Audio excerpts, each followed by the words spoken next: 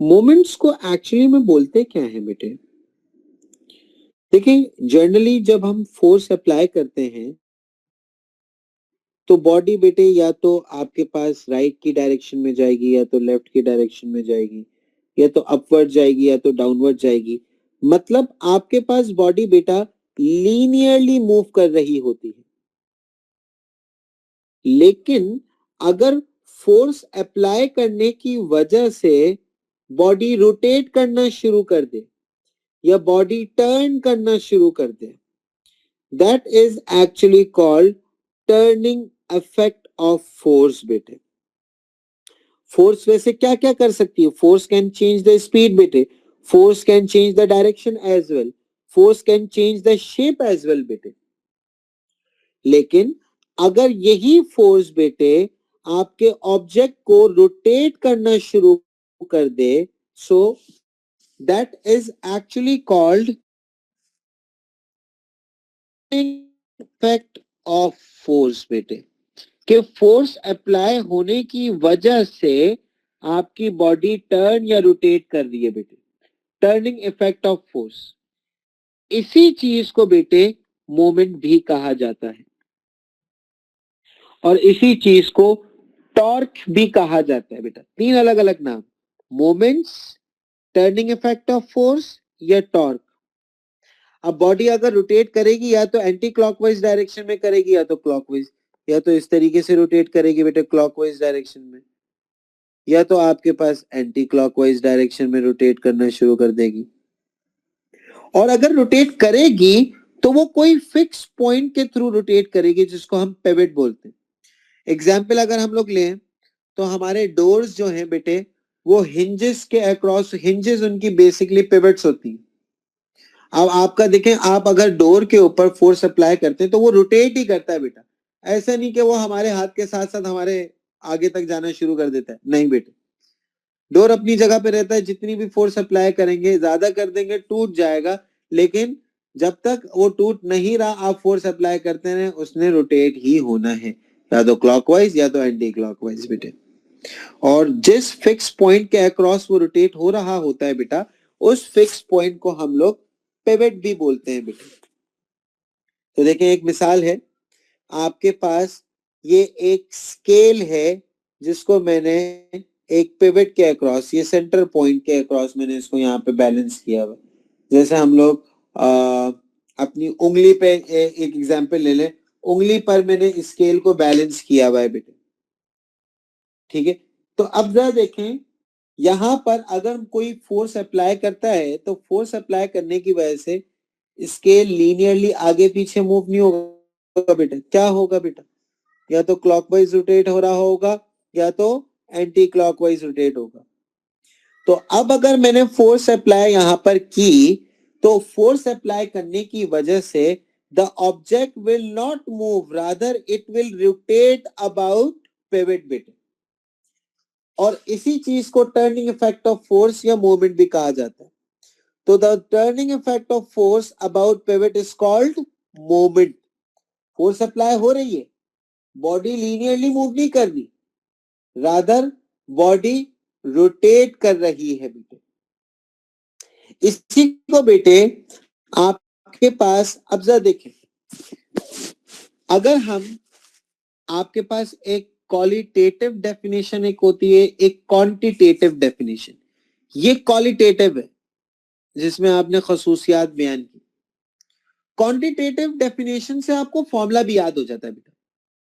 तो देखो, quantitative definition आपके पास क्या है? It is the product of force and perpendicular distance.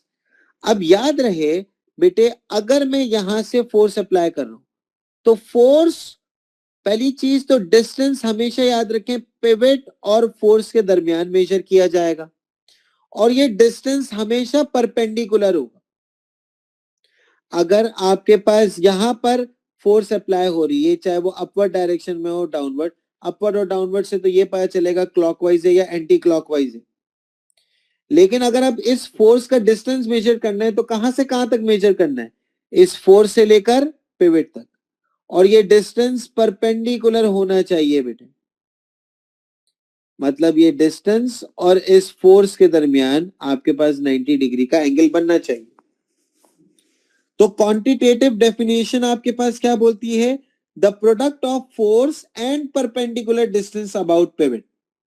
अगर आप फोर्स और डिस्टेंस को, डिस्टेंस कैसा होना चाहिए? परपेंडिकुलर होना चाहिए। कहां से होना चाहिए? पिवट से फोर्स तक का डिस्टेंस होना चाहिए। अगर आप फोर्स और इस डिस्टेंस को मल्टीप्लाई कर दें तो आपके पास बेटे मोमेंट आ जाएगा, मतलब टर्निंग इफेक्ट ऑफ फोर्स आ जाएगा। तो देखें, ये आपके पास आ गया फोर्स, ये आपके पास आ गया डिस्टेंस, और ये डिस्टेंस याद रहे परपेंडिकुलर डिस्टेंस है, और कहां से मेजर करना है? पिवट से फोर्स तक का डिस्टेंस मेजर करना है। और इन दोनों को अगर मल्टीप्लाई कर दें, प्रोडक्ट कर दें, तो आपके पास एज अ रिजल्ट क्या पता चल जाएगा? मोमेंट। मोमेंट को क्या बोला जाता है? Turning effect of force. और इसका तीसरा नाम क्या भी होता है बेटा? टॉर्क। अब यूनिट अगर देखें तो फोर्स का यूनिट न्यूटन, डिस्टेंस का यूनिट मीटर, तो मोमेंट का यूनिट क्या हो गया बेटा? न्यूटन मीटर आपके पास मोमेंट का यूनिट हो गया। तो देखें, ये आपके पास एक स्पैनर है, स्पैनर के थ्रू में एक नट टाइट कर रहा हूं, तो देखें मैं इस स्पैनर को डाउनवर्ड फोर्स लगा रहा हूं, तो देखें this centre point is the pivot.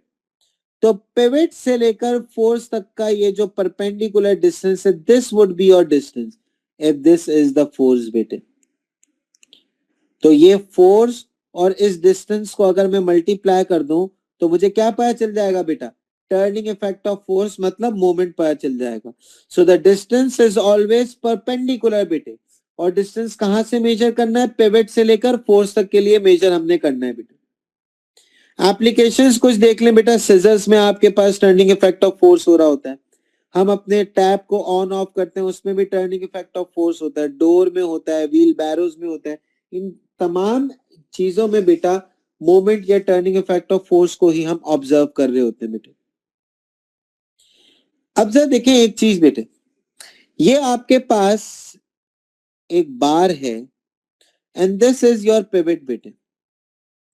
दो फोर्सेस लगाएंगे बेटे, यहां पे मैंने दो मास लटका दिए।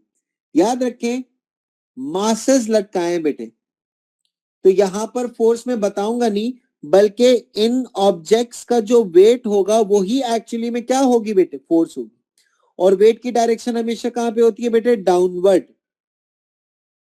तो यहां पर भी डाउनवर्ड। तो अगर मैं इस ऑब्जेक्ट का मोमेंट मालूम करना चाहूं तो इसकी फोर्स क्या है? W2। इसका डिस्टेंस क्या है बेटा? पिवट से लेकर यहां तक, जिसको मैंने यहां पे टर्म बोला हुआ है D2।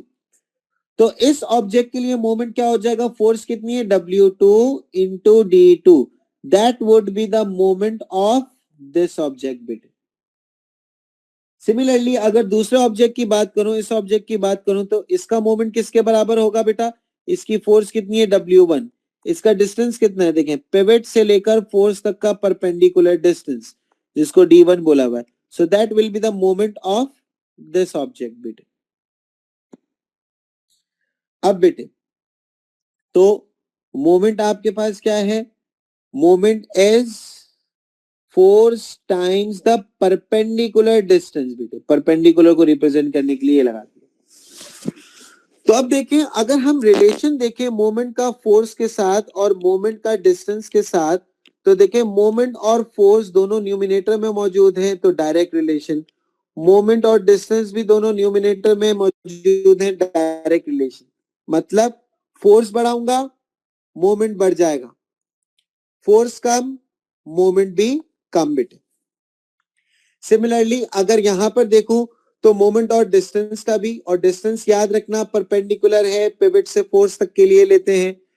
तो अगर मैं इस डिस्टेंस की बात करूं, परपेंडिकुलर डिस्टेंस और मोमेंट का रिलेशन भी बेटे डायरेक्ट है।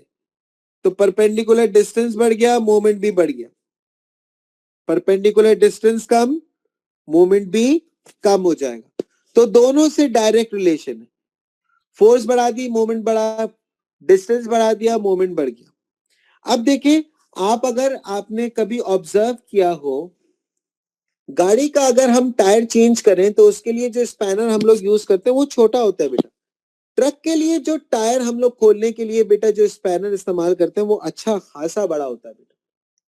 वजह क्या है बेटा? देखो गाड़ी का टायर भी एक मिसाल है, मेरे पास अगर एक ट्रक भी एक गाड़ी भी है, ट्रक का टायर भी मुझे ही चेंज करना है, गाड़ी का टायर भी मुझे ही चेंज करना है, बहुत गुर्बत चल रही है, काम वाले नहीं है बेटे, मुझे ही चेंज करना पड़ेगा भाई। तो गाड़ी का टायर खोलने के लिए मुझे ज्यादा फोर्स अप्लाई नहीं करनी पड़ेगी, ट्रक का टायर खोलने के लिए ज्यादा फोर्स अप्लाई करनी पड़ेगी। अब फोर्स तो मेरे पास तो उतनी है ना जितनी गाड़ी का टायर चेंज करने में लग रही है, और उतना ही तो ट्रक के टायर चेंज करने में भी फोर्स उतनी लगेगी, लेकिन ट्रक में मोमेंट ज्यादा चाहिए। तो मैंने क्या किया, दोनों केसेस में मेरे पास फोर्स क्या है, सेम है, लेकिन गाड़ी का टायर खोलने के लिए मोमेंट कम चाहिए और ट्रक का टायर खोलने के लिए मोमेंट ज्यादा चाहिए। तो मैंने कहा अगर फोर्स सेम है तो ट्रक का मैंने बढ़ा दिया बेटे, तो मोमेंट क्या हो जाएगा बेटा, बढ़ जाएगा।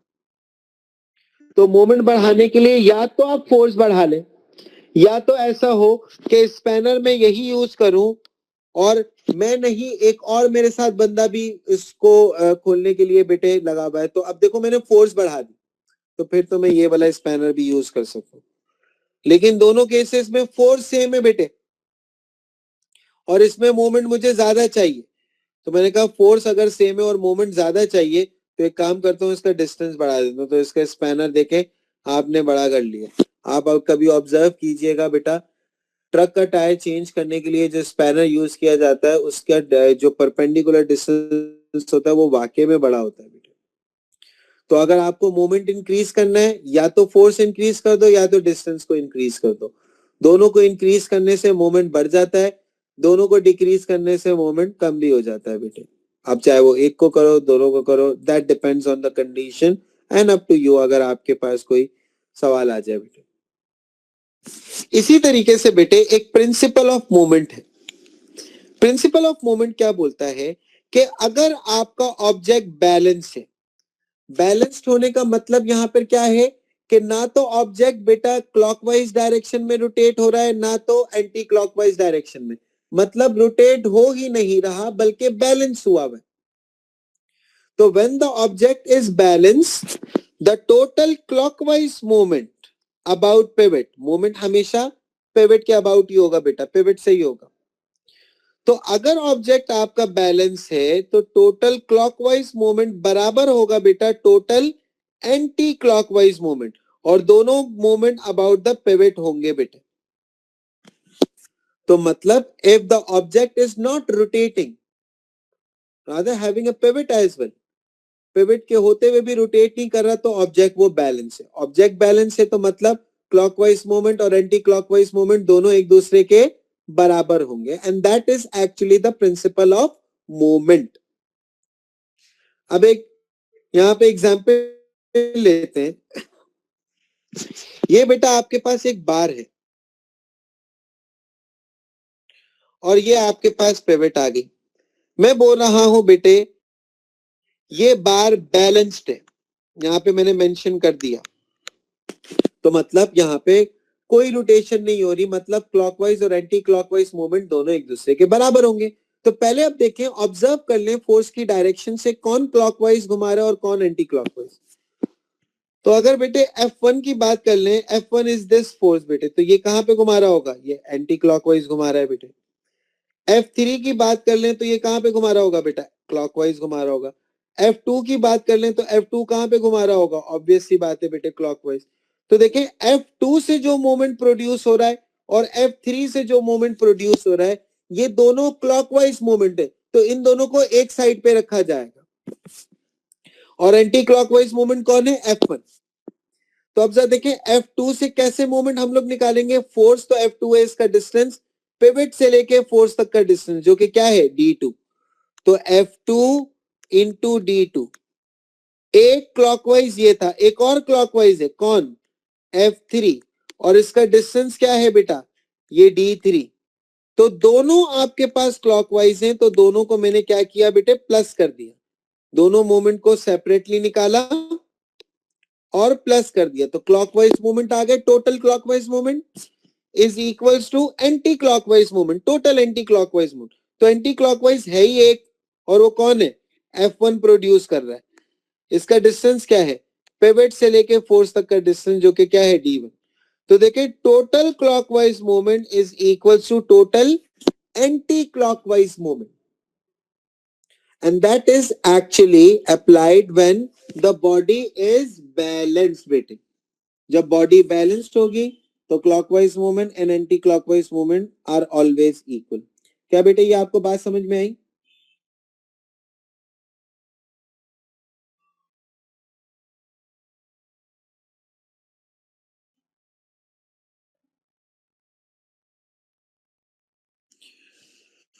गुड हो गया जी। अब देखिए एक सवाल है हमारे पास, देखिए ये एक बैलेंस रखा हुआ है, एक बार रखी हुई है, and this is the pivot. मैंने आपको बता दिया बेटे कि यहाँ पर शामिर साहब खड़े हुए, यहाँ पर बिलाल साहब खड़े हुए। बिलाल साहब की फोर्स 850 न्यूटन है और डिस्टेंस इनका कितना, फोर्स से पिवट तक का perpendicular distance that is 0.1। Shamir साहब की 50 न्यूटन फोर्स है बेटे और इनका डिस्टेंस पता नहीं है। मैंने ये जरूर बता दिया है बेटा कि ये आपके पास बार बैलेंस्ड है, तो बार बैलेंस्ड होने का मतलब क्लॉकवाइज और एंटी क्लॉकवाइज मूवमेंट दोनों एक दूसरे के बराबर होंगे। तो बिलाल साहब क्लॉकवाइज मूवमेंट प्रोड्यूस कर रहे हैं, शामिर साहब एंटी क्लॉकवाइज मूवमेंट, तो anti clockwise movement is equals to clockwise movement. तो क्लॉकवाइज मूवमेंट है कितना, फोर्स इंटू परपेंडिकुलर डिस्टेंस, तो 850 into 0.1 that is the clockwise movement. Anti clockwise movement 50 into this distance d which is unknown, so 50 times d लिख दिया बेटे। अब d को हमने फाइंड आउट करना है, सो d इज 1.7 मीटर बेटे। इसी तरीके से बेटे देखें, अब आपको अंदाजा होना चाहिए कि कौन क्लॉकवाइज है और कौन आपके पास बेटे एंटी क्लॉकवाइज है। तो देखें अंदाजा कैसे लगाना है कि देखें दिस फोर्स इज डाउनवर्ड और ये रहा पिवट, तो डेफिनेटली ये आपके पास इस डायरेक्शन में जा रहा होगा, तो दिस इज एंटी क्लॉकवाइज बेटे। ये फोर्स डाउनवर्ड है और इस डायरेक्शन में मूव कर रही है, तो ऑब्वियस सी बात है ये आपके पास क्लॉकवाइज। ये रही फोर्स, ये इस डायरेक्शन में मूव कर रही होगी, देखिए टुवर्ड्स पिवट जा रहा होता है, तो ये आपके पास क्या आ गया बेटा, this is also anti clockwise. ये रही फोर्स, पिवट की तरफ ले जाएं, इसको रोटेट करवा दें, तो ये आपको पता चल जाएगा क्लॉकवाइज। तो आपको पता चल जाएगा बेटा क्लॉकवाइज कैसे फाइंड आउट करते हैं और एंटी क्लॉकवाइज किस तरीके से फाइंड आउट करते हैं बेटा। अब देखिए एक एग्जांपल दी हुई है, यहाँ पर आपके पास एक बार है, डिस्टेंसेस बता दिए, एक F1 फोर्स है, एक F2 फोर्स है और एक ये बार लगी हुई है और ये अपवर्ड डायरेक्शन में खींच रही है बेटे। तो देखें this force F1 is anti clockwise, F2 is clockwise, this force is anti clockwise. तो कितनी क्लॉकवाइज आ गई बेटे, दो, और क्लॉकवाइज कितनी है, एक। मैंने बोला ये बार बैलेंस्ड है बेटे, तो total anti clockwise movement is equal to total clockwise movement. तो एंटी क्लॉकवाइज कौन कौन, बेटा F1, इसकी फोर्स मुझे पता नहीं है, इसका डिस्टेंस कितना है बेटा 2 मीटर, तो F1 इंटू 2। एक और एंटी क्लॉकवाइज था, कितना था, 20 इंटू द डिस्टेंस बेटे d।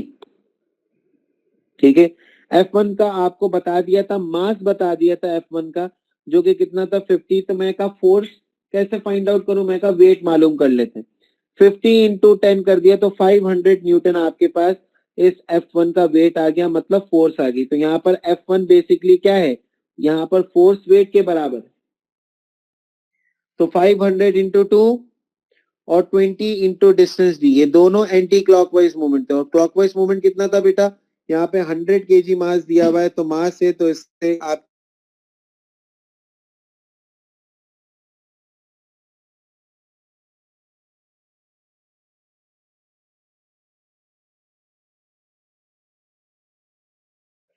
तो इसके थ्रू हम लोगों ने क्या फाइंड आउट कर लिया बेटा, अब इसके से बेटे बैलेंस चीज को हम लोग बोलते हैं इक्विलिब्रियम। का मतलब क्या होता है, an object keep it is doing without any change. Rest पर है तो रेस्ट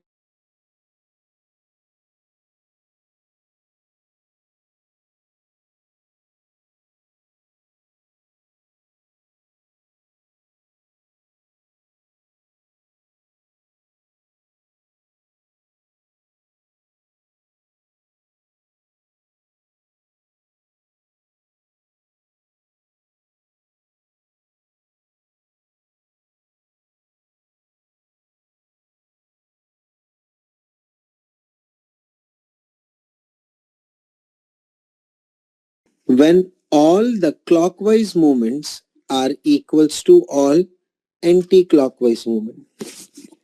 एक कंडीशन तो हमने देखा ना इक्विलिब्रियम की क्या है कि आपके पास अगर रिजल्टेंट फोर्स जीरो हुई तो हम लोग बोल सकते हैं कि बॉडी इज एट इक्विलिब्रियम।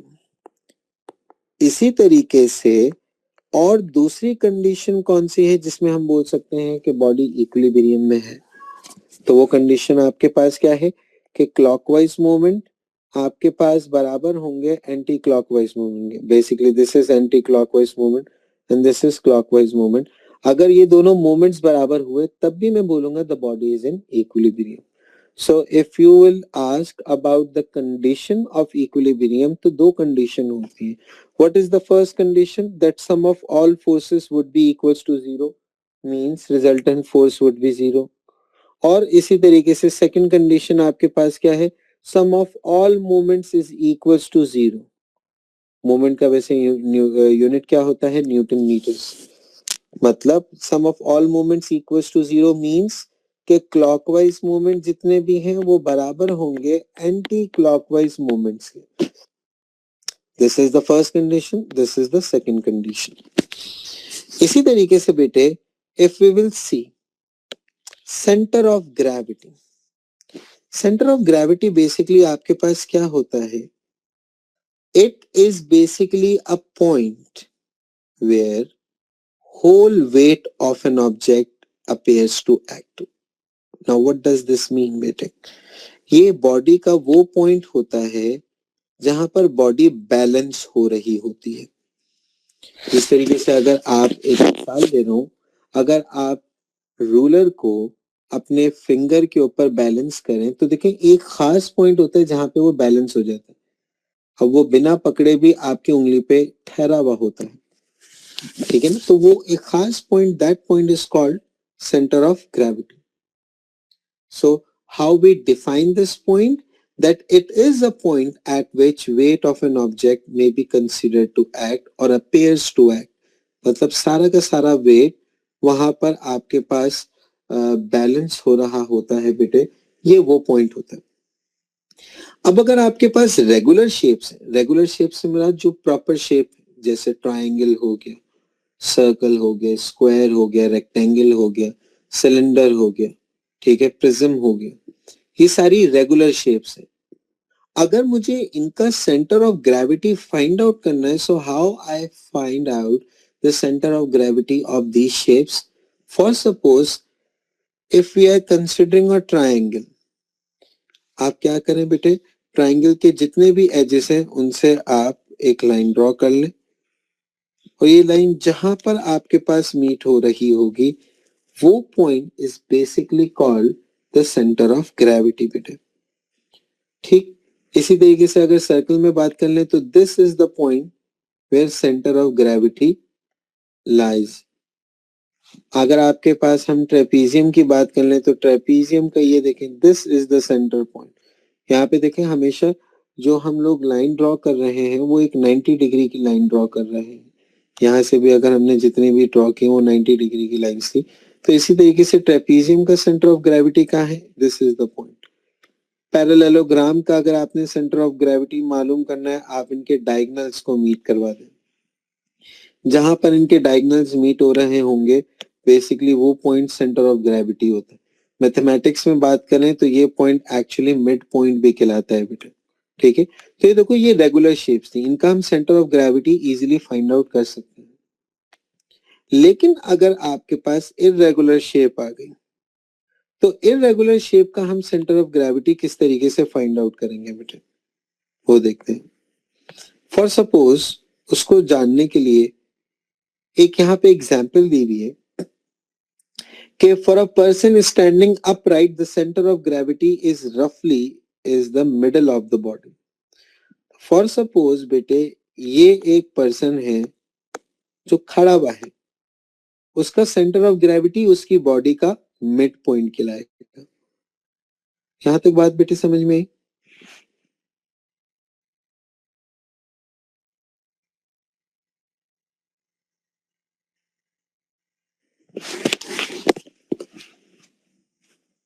मानिए बेटे, समझ में आ गई आपको? जी सर। ओके बेटे।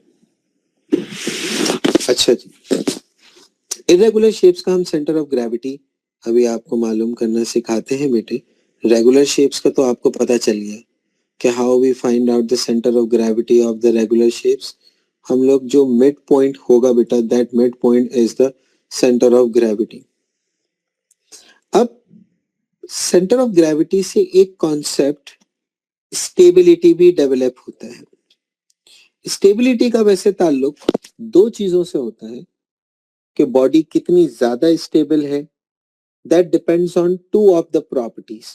वो क्या क्या प्रॉपर्टीज है? एक सेंटर ऑफ ग्रेविटी, दूसरा बेस एरिया। आपके पास ऐसा ऑब्जेक्ट ज्यादा स्टेबल होगा बेटे जिसका बेस एरिया ज्यादा से ज्यादा हो और उसकी सेंटर ऑफ ग्रेविटी ग्राउंड से बहुत करीब हो। That body would be the most stable body out of the others. ठीक है, तो स्टेबिलिटी इंक्रीज करने के लिए आपको दो चीजें चाहिए। क्या क्या? सेंटर ऑफ ग्रेविटी और बेस एरिया। तो सर बेस एरिया कैसा होना चाहिए? अगर मुझे बहुत ज्यादा स्टेबल ऑब्जेक्ट चाहिए तो बेस एरिया आप क्या कर दें? ज्यादा कर दें, और सेंटर ऑफ ग्रेविटी बिल्कुल लो कर दें। अब इसकी कुछ एग्जाम्पल देखते हैं। लो से मुराद बेटा ग्राउंड के करीब कर दें। इसकी कुछ एग्जाम्पल्स देखते हैं। फॉर सपोज ये आपके पास तीन रैक है, 1, 2 एंड 3। तीनों का सेम साइज है बेटे। ये बुक शेल्फ्स में से सबसे पहली शेल्फ में बेटे हमने ये 3 बुक्स यहाँ पे रखी हुई। दूसरे शेल्फ में हमने सेम रैक है लेकिन इसमें थोड़ा सा नीचे बुक रखी हुई, नीचे वाले शेल्फ में रखी हुई। थर्ड में बेटे हमने बिल्कुल सबसे नीचे रखी हुई। तो देखिए इन तीनों रैक का एरिया तो सेम है, तो इससे तो हम लोग कंपेयर करके नहीं बता सकते कि कौन सा स्टेबल है कौन सा नहीं है, क्योंकि तीनों का एरिया आपके पास क्या है बेटे? सेम। अच्छा, अब देखना है centre of gravity. Centre of gravity मतलब कि आपका ऑब्जेक्ट जमीन से कितना दूर है। This is how high your centre of gravity is from the ground. और ज्यादा स्टेबिलिटी के लिए आपका सेंटर ऑफ ग्रेविटी ग्राउंड के करीब होना चाहिए बेटे। तो इस केस में सेंटर ऑफ ग्रेविटी देखो, ये आपके पास डिस्टेंस है between the centre of gravity and ground. इस केस में देखता हूं तो बेटा दिस इज द डिस्टेंस। ये डिस्टेंस है बेटा between the centre of gravity and ground. और थर्ड केस में बेटा बिल्कुल साथ ही एक तरीके से जुड़े हुए। तो कौन सी ज्यादा स्टेबल होगी? जिसकी सेंटर ऑफ ग्रेविटी ग्राउंड के करीब होगी बेटा, मतलब center of gravity would be very low to the ground. So which one out of these three is most stable? The third one. Area तो तीनों का ही सेम था, तो तीनों में से ज्यादा स्टेबल कौन सा है बेटा? जिसका सेंटर ऑफ ग्रेविटी ग्राउंड से बहुत करीब है बेटे। अब देखें इसमें से अगर आपके पास ये भारी भारी बुक्स हमने रखी हुई है तो आपके पास ऐसी चीज फर्स्ट वाले केस में देखो, अगर मैं ये भारी भारी बुक्स या बैग्स में पहले शेल्फ में रख दूं बेटा तो हल्के से टच के साथ भी ये नीचे गिर सकता है क्योंकि इतना ज्यादा स्टेबल नहीं होगा। दूसरे केस में भी गिर सकता है लेकिन उसमें चांसेस फर्स्ट वाली से कम है, और तीसरे वाले में भी मतलब गिरना तो मुश्किल है इसमें। क्यों? क्योंकि बेटा सारा का सारा सेंटर ऑफ ग्रेविटी बिल्कुल अर्थ के बहुत क्लोज है। तो that is most stable one बेटे। समझे? इसी तरीके से अगर हम लोग देखें बेटे तो आपके पास एरिया के रिस्पेक्ट से देखते हैं। अब देखिए तीनों में अगर आप देखें सेंटर ऑफ ग्रेविटी, ये अगर है ऑब्जेक्ट, इसके यहाँ से सेंटर ऑफ ग्रेविटी के डिस्टेंस तो बेटे तकरीबन सेम ही है। तो इस फैक्टर को अभी निग्लेक्ट कर दे। तो अब देखना है बेस एरिया। जिसका बेस एरिया ज्यादा वो ज्यादा स्टेबल। तो बेटा इन तीनों में से आपके पास ये जो थर्ड कप है इसका एरिया सबसे ज्यादा है, बेस एरिया। इसका देखें उससे कम, इसका सबसे कम, और इसका सबसे ज्यादा था। तो बेस एरिया जितना ज्यादा उतनी ज्यादा स्टेबिलिटी। तो the cup 3 is the most stable cup out of these three. Got it बेटे? जी सर।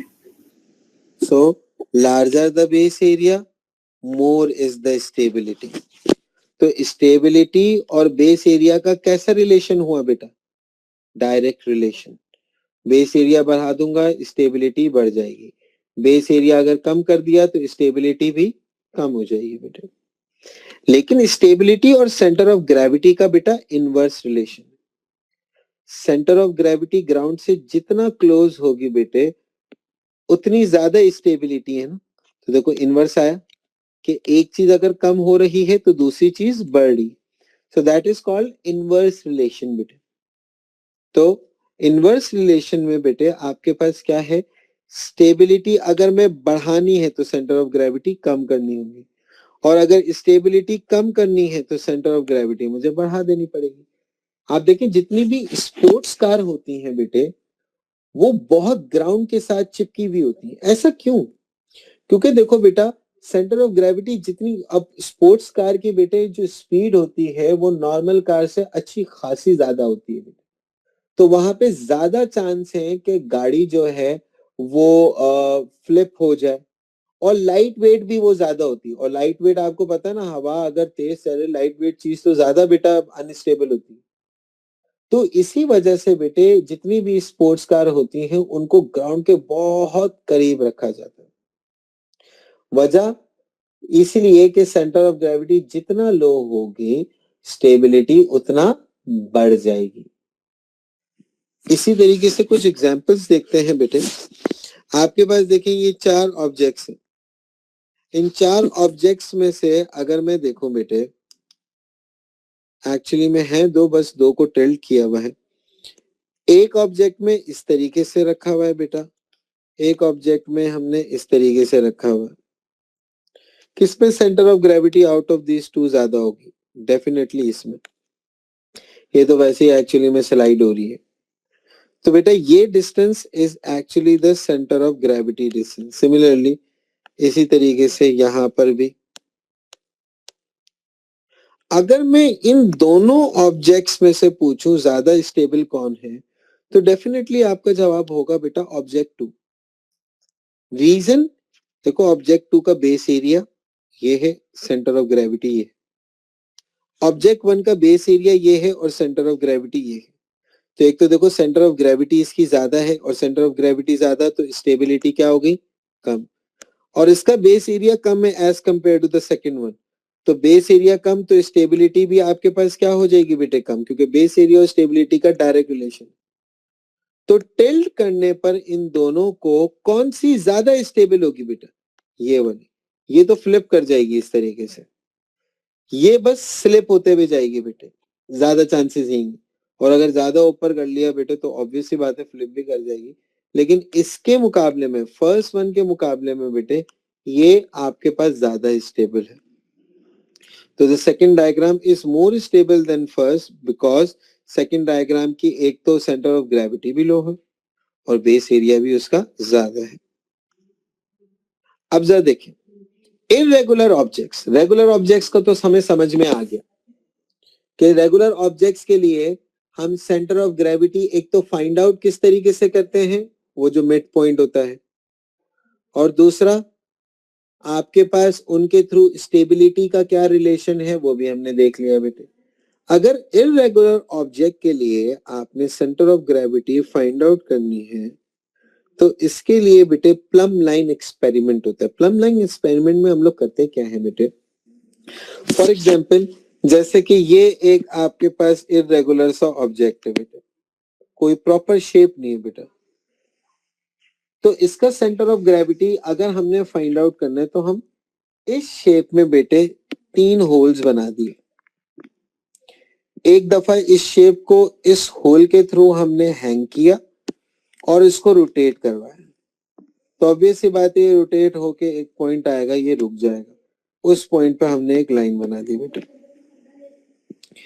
सेम काम हमने यहां से किया और यही एक्सपेरिमेंट रिपीट किया, और जैसे ही जिस पॉइंट पे आके बेटा वो बैलेंस हो गया उस पॉइंट पे हमने क्या कर लिया, एक लाइन ड्रॉ कर ली. And same goes for the third one. अब ये तीनों पॉइंट्स जहां पर मीट कर रहे होंगे वो point is basically the centre of gravity. तो बेटा इररेगुलर ऑब्जेक्ट्स में अगर आपके पास centre of gravity find out करनी है, so how we do it, we actually find out the centre of gravity with the help of plumb line experiment. तो हमने देखो प्लम लाइन एक्सपेरिमेंट क्या होता है, अलग अलग जगहों से हमने इनको होल्स बना के रोटेट करवाया और जहां पर ये आपके पास बैलेंस हो गए वहां पर हमने डॉटेड लाइंस बना दी और तहां पर ये तीनों की तीनों डॉटेड लाइंस मीट कर रही होंगी, वो point is basically called the centre of gravity and this whole experiment is called plumb line experiment. So this is how we find out the center of gravity of irregular objects. Miss Vania, क्या ये बात आपको समझ में आई? Nice. This is how this whole chapter of moment is now